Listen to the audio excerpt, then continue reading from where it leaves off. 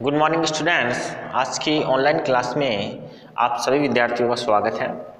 आज की क्लास में बच्चों अपन एक रासायनिक उर्वरक के बारे में और चर्चा करते हैं जिसका नाम है सिंगल सुपर फास्फेट।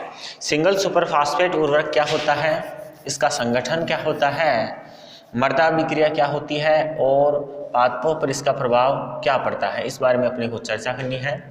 सबसे पहले अपन नोट करते हैं उर्वरक का नाम, और उर्वरक का नाम है बच्चों सिंगल सुपर फास्फेट। देखो बच्चों, सिंगल सुपर फास्फेट क्या होता है इसके बारे में हम बात करें तो सबसे पहले आपको ध्यान रखना है कि इस उर्वरक के माध्यम से पादपों को फास्फोरस पोषक तत्व की पूर्ति होती है। अर्थात ये जो उर्वरक होता है बच्चों, ये पौधों में फास्फोरस की पूर्ति करता है। यह उर्वरक पादपों में फास्फोरस की पूर्ति करता है।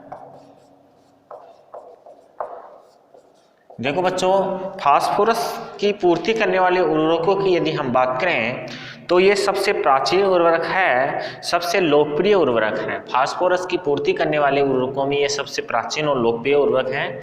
जैसे नाइट्रोजन की पूर्ति के लिए यूरिया का जो उपयोग सबसे प्रचलित मात्रा में होता है, ठीक इसी प्रकार से फास्फोरस की पूर्ति के लिए इस उर्वरक का उपयोग सर्वाधिक मात्रा में किया जाता है। तो मैं यहाँ नोट करता हूँ कि यह सबसे प्राचीन व लोकप्रिय उर्वरक है। ये बच्चों सबसे प्राचीन और लोकप्रिय उर्वरक है।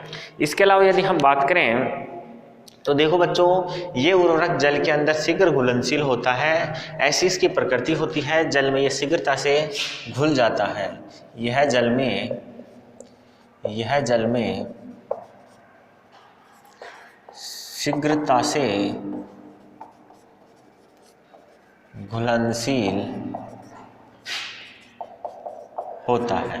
ये उर्वरक जो होता है बच्चों, ये शीघ्रता से जल के अंदर घुलनशील होता है। और हम यदि इसके निर्माण की बात करें तो इसका जो निर्माण है बच्चों, वो सबसे पहले 1842 के अंदर इंग्लैंड के अंदर एक जगह है जिसको बोलते हैं लॉस एंजल्स के नाम से जाना जाता है। जिसे उस जगह पर 1842 में रॉक फॉस्फेट और गंधक के तेजाब की अभिक्रिया के परिणाम स्वरूप सबसे पहले 1842 में लॉस नामक स्थान पर इसका निर्माण किया गया था। तो मैं यहाँ नोट करता हूँ 1842 में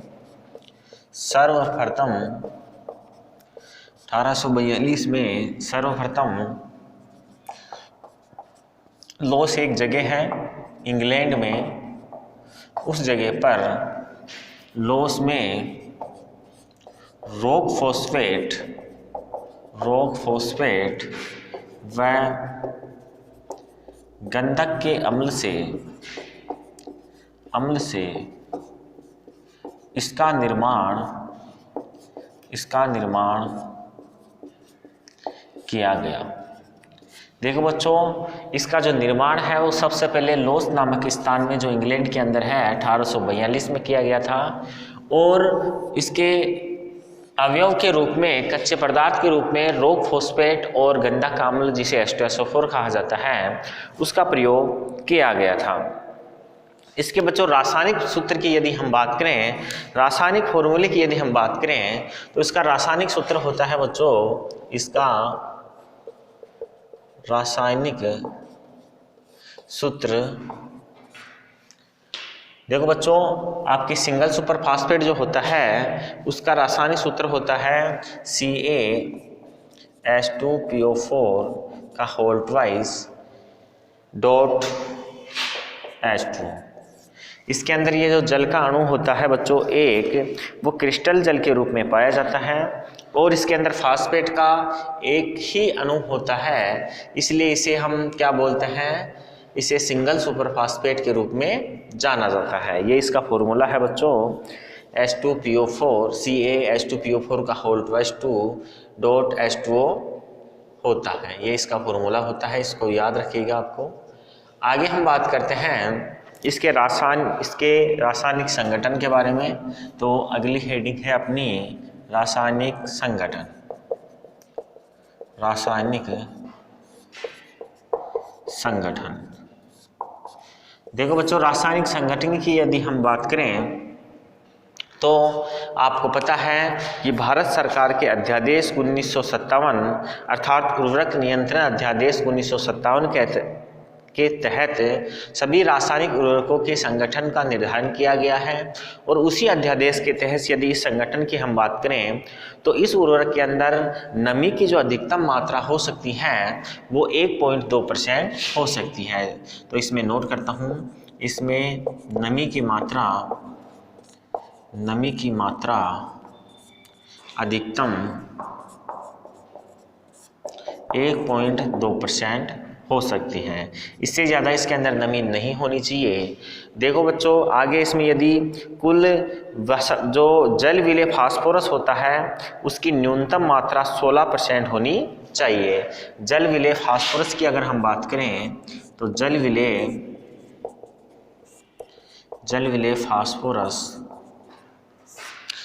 विलेय फास्फोरस की न्यूनतम मात्रा 16% होना आवश्यक है। इससे कम मात्रा में फास्फोरस नहीं होना चाहिए। और वो भी कौन सा होना चाहिए? जल विलेय।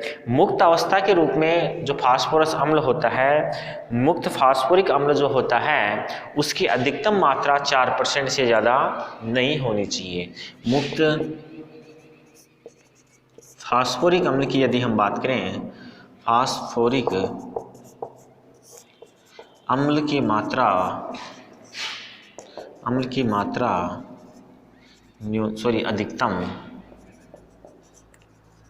अधिकतम जो है वो 4% से ज़्यादा नहीं होनी चाहिए। 4% से ज़्यादा मात्रा में इसके अंदर मुक्त अवस्था के अंदर जो फास्फोरिक अम्ल होता है उसकी मात्रा नहीं होनी चाहिए। देखो बच्चों, ये रासायनिक संगठन था जिसके बारे में अभी अपन ने चर्चा की है। हम इसके रासायनिक गुणों की भी बात कर लेते हैं यहाँ पे कि जो आपके सिंगल सुपर फास्फेट होता है उसके गुण क्या होते हैं। गुणों की अगर हम बात करें तो सबसे पहले अपन इसके भौतिक गुणों की अर्थात ये दिखता कैसा है इसके बारे में बात करते हैं। तो बच्चों, इसका जो रंग होता है वो बादामी रंग का होता है और ये चूर्ण के रूप में भी हो सकता है या फिर दानेदार रूप में भी हो सकता है। अर्थात ये दानेदार या फिर चूर्ण के रूप में बादामी रंग का होता है। मैं यहाँ नोट करता हूँ, यह है दानेदार या चूर्ण के रूप में बादामी रंग का होता है। बादामी रंग का होता है ये, और कैसा होता है? चूर्ण के रूप में भी हो सकता है या दानेदार रूप में भी हो सकता है। इसकी जो गतिशीलता होती है अर्थात इसके गति करने की जो क्षमता होती है उर्वरक की, वो बहुत कम मात्रा में होती है, अर्थात ये कम गतिशील होता है। यह उर्वरक कैसा होता है बच्चों? यह उर्वरक कम गतिशील होता है। गतिशीलता के आधार पर यदि हम बात करें तो इस उर्वरक के जो पार्टिकल्स होते हैं, जो कण होते हैं, वो कम मात्रा में गतिशील होते हैं। इसके अलावा यदि हम इसमें बात करें तो बच्चों, इसमें जो फास्फोरिक समूह होता है वो H2PO4- के रूप में पाया जाता है। फास्फोरस जो इसमें होता है वो H2PO4- के रूप में पाया जाता है। तो मैं यहाँ नोट करता हूँ, इसमें फास्फोरस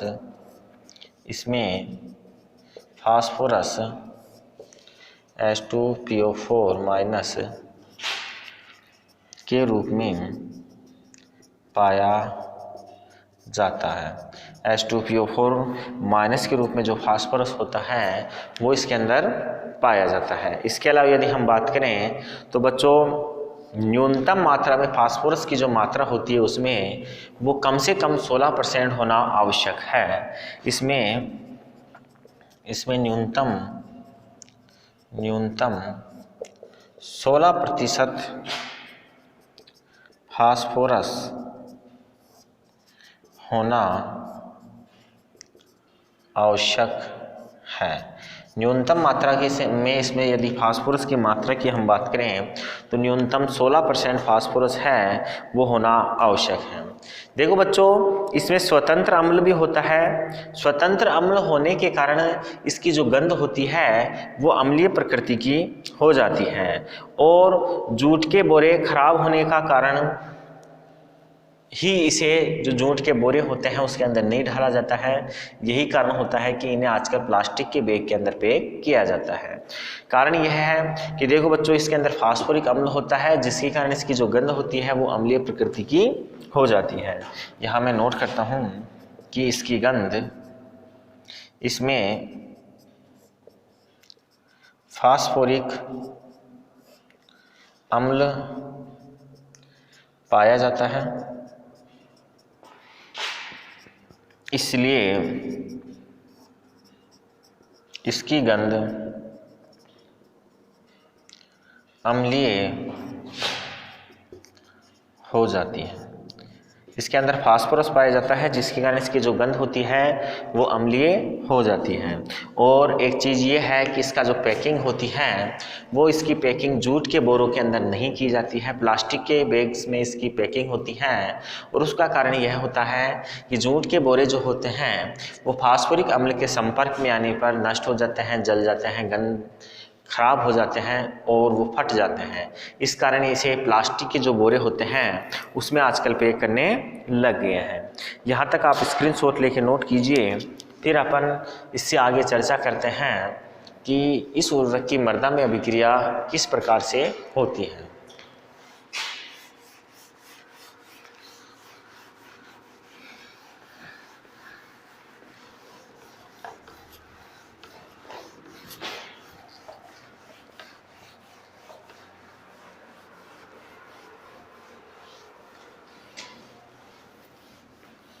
सिंगल सुपर फास्फेट के बारे में हम बात कर रहे हैं।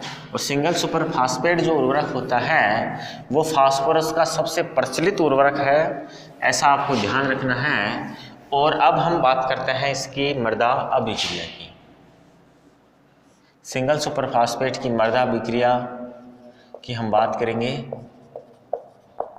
किस प्रकार से मृदा के अंदर ये जो आयन होता है, ये जो उर्वरक होता है वो अवगठित होकर फास्फोरस की पूर्ति करता है।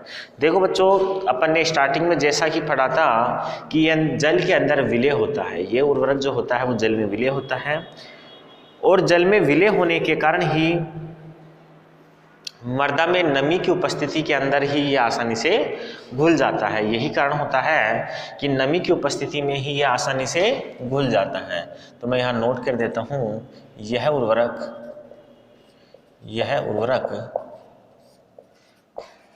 नमी की उपस्थिति में ही मृदा में आसानी से घुल जाता है, यह उर्वरक जो होता है, यह उर्वरक मृदा के अंदर क्या होता है, आसानी से घुल जाता है नमी की उपस्थिति में ही। देखो बच्चों, जो हल्की अम्लीय मृदाएं होती हैं, उदासीन या फिर चूना युक्त जो लवणीय मृदा होती हैं, उन मृदाओं में इसका उपयोग करने पर यह डाई कैल्शियम फास्फेट और ट्राई कैल्शियम फास्फेट के अंदर विभाजित हो जाता है। अर्थात हल्की अम्लीय मृदा हो या फिर उदासीन मृदा हो या फिर लवण युक्त चूना युक्त जो लवणीय मृदा होती है, ऐसी मृदाओं के अंदर ये डाई कैल्शियम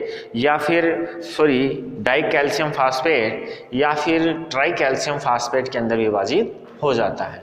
इसको आपको ध्यान रखना है कि यह अम्लीय उदासीन या कैल्शियम युक्त लवणीय मृदा में यह डाई कैल्शियम फास्फेट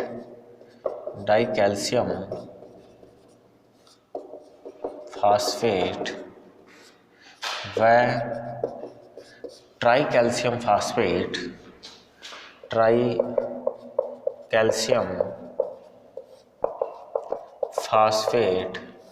में विभाजित हो जाता है। ये डाई कैल्शियम फास्फेट और ट्राई कैल्शियम फास्फेट के रूप में विभाजित हो जाता है। इसके अलावा यदि हम बात करें तो बच्चों ये जल में उपस्थित जो कार्बनिक अम्ल होता है, कार्बनिक अम्ल में डाई कैल्शियम फास्फेट जो होता है वो धीरे धीरे घुलता रहता है और उसके धीरे धीरे घुलने से पौधों को जो फास्फोरस होता है उसकी पूर्ति होती रहती है। अर्थात जल में उपस्थित जो कार्बनिक अम्ल होता है, मृदा जल के अंदर जो कार्बनिक अम्ल पाया जाता है, उस कार्बनिक अम्ल के अंदर ये डाई कैल्शियम फास्फेट और ट्राई कैल्शियम फास्फेट धीरे धीरे घुलते रहते हैं और इनके धीरे धीरे घुलने से जो फास्फोरस प्राप्त होता है वो पौधों को धीरे धीरे प्राप्त होने लग जाता है। तो मैं यहाँ नोट करता हूँ कि मृदा जल में उपस्थित कार्बनिक अम्ल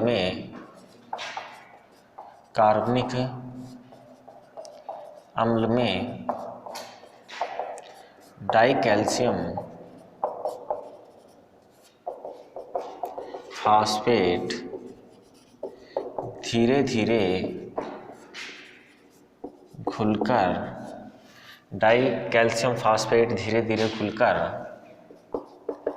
फास्फोरस पौधों को देता रहता है। अर्थात ये धीरे धीरे घुलकर पौधों को धीरे धीरे फास्फोरस क्या करता रहता है, देता रहता है धीरे धीरे घुलने के बाद। देखो बच्चों, अधिक अम्लीय मृदाओं के अंदर लोहा तथा एल्यूमिनियम के साथ मिलकर फास्फेट बनाता है। इसमें इससे जो फास्फोरिक स्थिरीकरण की प्रक्रिया संपादित हो जाती है। अर्थात अधिक अम्लीय मृदाओं के अंदर क्या होता है कि ये जो डाई कैल्शियम फास्फेट होता है ये या तो आयरन के साथ या फिर एल्यूमिनियम के साथ मिलकर क्या बना देता है, फास्फेट बना देता है, जिसे फास्फोरिक स्थिरीकरण कहा जाता है। ऐसी जो स्थिरीकरण होता है वो बच्चों किस में होता है, वो होता है आपके अधिक अम्लीय मृदाओं के अंदर। अधिक अम्लीय मृदाओं की अगर हम बात करें तो अधिक अम्लीय मृदाओं में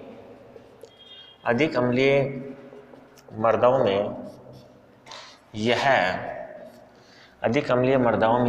आयरन व एल्यूमिनियम के साथ क्रिया कर फास्फेट बनाता है, जिसे फास्फोरस स्थिरीकरण कहा जाता है, जिसे फास्फोरस स्थिरीकरण कहा जाता है। ये जो प्रोसेस होती है उसे बच्चों फास्फोरस स्थिरीकरण कहा जाता है और ये आयरन और एल्यूमिनियम की उपस्थिति में अम्लीय मृदाओं के अंदर संपादित होती है। उदासीन मृदाओं में यदि हम बात करें तो इसके अंदर उदासीन मृदाओं में यदि हम बात करें तो उदासीन मृदाओं के अंदर बच्चों फास्फोरस की जो उपलब्धता होती है वो अधिक मात्रा में होती है अम्लीय और लवणीय मृदाओं की तुलना में। उदासीन मृदाओं के अंदर क्या होता है, उदासीन मृदाओं में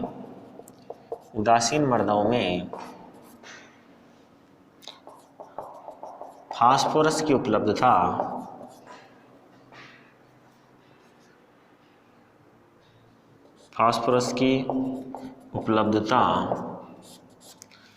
उदासीन मृदाओं में फास्फोरस की उपलब्धता अधिक होती है। अन्य उर्वरकों की तुलना में यदि हम बात करें तो फास्फोरस जो उर्वरक होते हैं उसके अंदर बच्चों क्या होता है, उदासीन मृदा के अंदर फास्फोरस उर्वरक की जो उपलब्धता की बात होती है वो ज़्यादा होती है।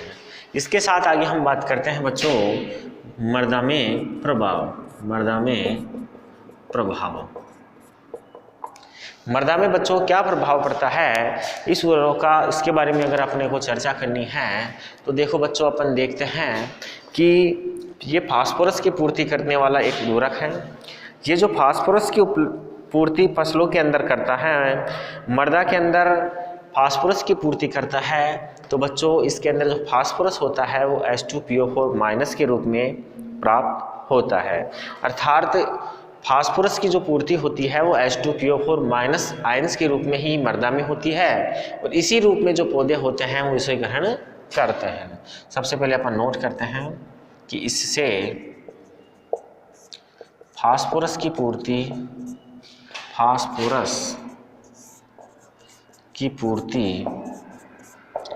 H2PO4- आयंस के रूप में होती है। अर्थात पौधों को जो फास्फोरस की पूर्ति होती है वो इस उर्वरक के द्वारा H2PO4- आयंस के रूप में हो जाती है, और इसी रूप में जो पौधे होते हैं वो आसानी से फास्फोरस को ग्रहण कर लेते हैं मृदा के अंदर से। देखो बच्चों, सामान्यतः अपन ने देखा है, जब अपन ने गुणों की बात की थी कि फास्फोरस उर्वरक जो होता है उसकी गतिशीलता कम होती है, अर्थात मृदा से पादपों को ये कम मात्रा में प्राप्त होता है, कम मात्रा में ये मूवमेंट करता है। इसलिए ध्यान रखने की बात यह है कि जब फसलों की बुआई की जाती है उसी समय फास्फोरस उर्वरक के रूप में सिंगल सुपर फास्फेट को दे देना चाहिए। अर्थात इस उर्वरक को बिखेर कर खड़ी फसल के अंदर उपयोग में नहीं करना चाहिए। जब बुआई की जा रही होती है उसी समय बुआई के साथ समय ही बीजों के साथ फास्फोरस के रूप में सिंगल सुपर फास्फेट दे देना चाहिए, क्योंकि इसकी जो गतिशीलता जो होती है वो कम होती है। तो मैं यहाँ नोट कर देता हूँ, इसकी गतिशीलता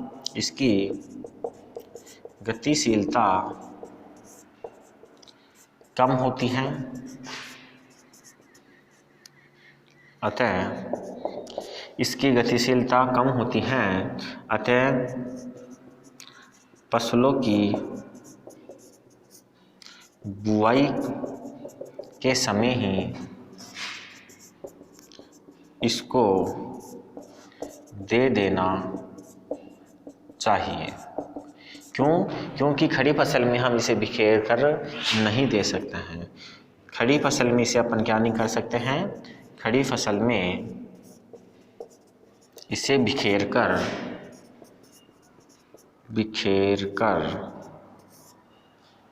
प्रयोग नहीं किया जा सकता है। खड़ी फसल के अंदर बिखेरकर इस उर्वरक का उपयोग नहीं किया जा सकता है, इसलिए जब अपन बुआई करते हैं फसलों की उसी समय इस उर्वरक का उपयोग कर लेना चाहिए। देखो बच्चों, कम अवधि में पकने वाली जो फसलें होती हैं, जैसे आपके गेहूं है, धान है, जो ज्वार आदि फसलों में इसकी संपूर्ण मात्रा जो होती है वो बुआई के समय ही दे देनी चाहिए, क्योंकि बाद में ये गतिशीलता कम होने से पौधों को प्राप्त नहीं होंगे।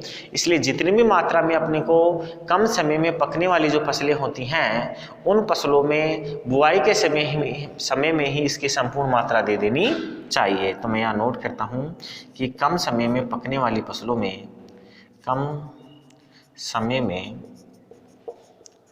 पकने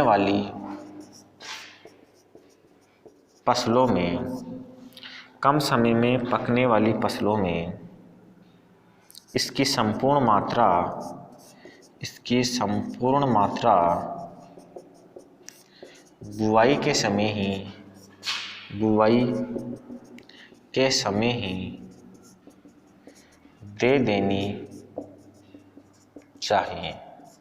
क्या करना चाहिए बच्चों, इसको बुआई के समय ही क्या कर देनी चाहिए, बुआई के समय ही इसकी संपूर्ण मात्रा दे देनी चाहिए। कब, जब अपने को कम समय में पकने वाली फसलों में इसका प्रयोग करना होता है। इसके अलावा यदि अधिक समय में पकने वाली फसलें जैसे होती हैं आपके गन्ना है या फल वाले जो वृक्ष हैं, इसमें हम बाद में भी जड़ों के पास इसको दबा के, जिसे अपन बोलते हैं संस्थापन विधि, उस संस्थापन विधि के माध्यम से खड़ी फसल में भी इसका उपयोग कर सकते हैं। लेकिन वो अधिक समय तक जो फसलें होती हैं, गन्ने की फसल है जैसे फल वाले वृक्ष हैं, तो उसके अंदर यदि हमें फास्फोरस देना है और सिंगल सुपर फास्फेट के रूप में देना है, तो अपन क्या कर सकते हैं कि पौधे के पास में थोड़ा गड्ढा खोदेंगे, उस जगह पे इस सिंगल सुपर फास्फेट को ढाल देंगे, बंद कर देंगे, जिसे संस्थापन विधि कहा जाता है। तो ऐसी फसलों के अंदर हम इसका उपयोग कर सकते हैं, लेकिन कम अवधि वाली जो फसलें हैं उसमें बुआई के समय ही इसकी संपूर्ण मात्रा दे देनी चाहिए। इसके अलावा यदि हम बात करें तो देखो बच्चों, अम्लीय मृदाओं में, अर्थात ऐसी मृदा जिसकी पीएच मान 5.5 से कम होता है, ऐसी अम्लीय मृदाओं के अंदर इस उर्वरक का उपयोग नहीं करना चाहिए। अम्लीय मृदाएं जो होती हैं, अम्लीय मृदाओं में अर्थात पीएच 5.5 से कम में इसका प्रयोग नहीं करना चाहिए। अम्लीय मृदाओं में बच्चों ध्यान रखने की बात है कि इस उर्वरक का जो उपयोग है वो नहीं करना चाहिए, क्योंकि अम्लीय मृदाओं की स्थिति के अंदर पौधों को फास्फोरस की जो प्राप्यता होती है वो बहुत कम मात्रा में हो जाती है, अर्थात पौधे फास्फोरस की पूर्ति नहीं कर पाते हैं। तो कुल मिलाकर बात ये होता है कि चाहे आप फास्फोरस के रूप में सिंगल सुपर फास्फेट पौधों को दे दें, उसकी पूर्ति पौधों को नहीं हो पाएगी। इसलिए ध्यान रखना, अम्लीय मृदाओं के अंदर कभी भी आपको सिंगल सुपर फास्फेट का उपयोग नहीं करना चाहिए। हाँ, यदि आपको आवश्यकता है, करना ही पड़ रहा है, तो फिर उस आप अम्लीय मृदा में चूना मिलाइए। पहले चूना मिलाने से जो मृदा होती है वो उदासीन हो जाएगी और उसके बाद फिर आप सिंगल सुपर फास्फेट का उपयोग कर सकते हैं।